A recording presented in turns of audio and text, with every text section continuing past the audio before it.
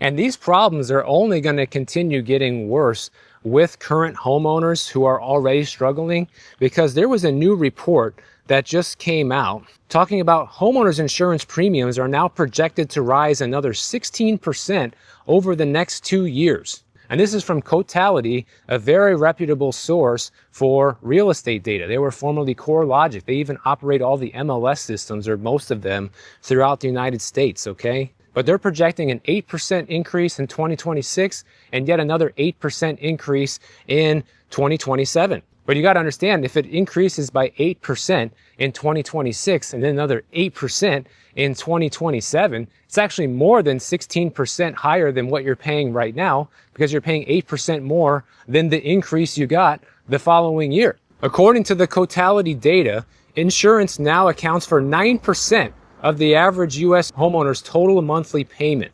And this is the highest percentage ever recorded. What do you notice so far, the theme in this video, guys? Highest percentage ever recorded of homeowners insurance going towards your monthly payment. Highest percentage of price cuts ever recorded. What does that tell you about the current housing market?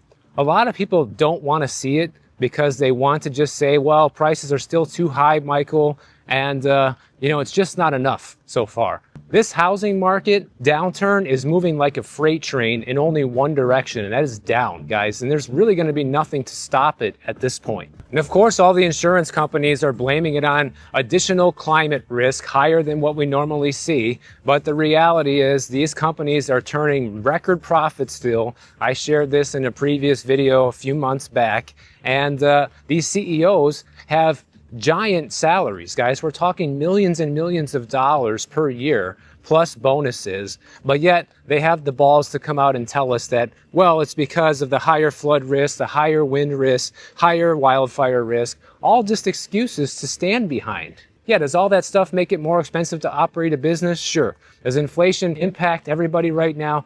Yeah. The increases that we're seeing are definitely higher than what they need to be, because these companies want to continue getting rich. But if you're somebody who has been waiting to buy a house, this is actually still good news for you, because it means that there's going to be more opportunity coming, guys, because this just means more strain on the market, more strain on people who already own homes that are going to be forced to sell due to these higher expenses like homeowners insurance. Like the raise situation I just talked about, if 75% of you are not even getting the wage increase that the BLS says you are at 3.5% year over year, how in the world is anybody who owns one of these houses going to continue keeping up with a 16% increase in homeowners insurance in the next 2 years, which is going to be more like 20 or 25% when you stack those 8% increases on top of each other? These cost increases to become a homeowner are completely unsustainable. I know I've been harping on this for a while, but the data that keeps coming out surrounding this is kind of astounding. And I'm affected by it too, guys. I'm shopping for a new homeowners insurance policy right now, and not sure how it's going to turn out. So these sudden massive increases in insurance premiums are a big problem for existing homeowners, especially if you already have a tight budget.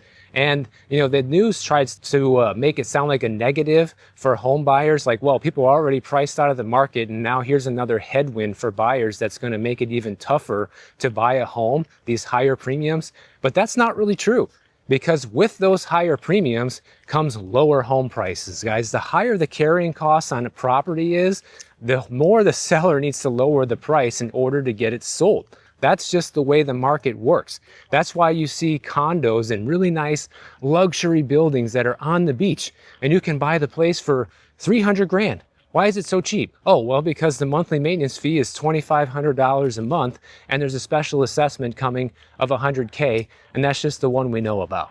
So yeah, those carrying costs are astronomical.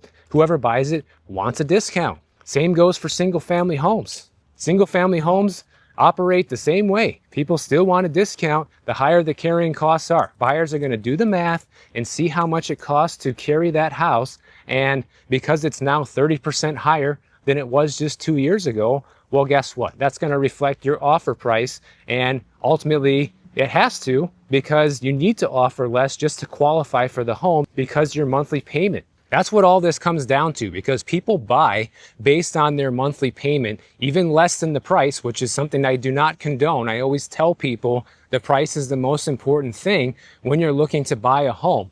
However, people look at their monthly payment the most. No matter how much I talk about this here on YouTube, people are going to look at their monthly payments. And if your homeowner's insurance is now a significantly higher portion of your required monthly payment, well, guess what? Your offer price is going to have to be lower to compensate for that. That's just how math works. And sellers who don't want to believe that or refuse to buy into that are never going to sell their house.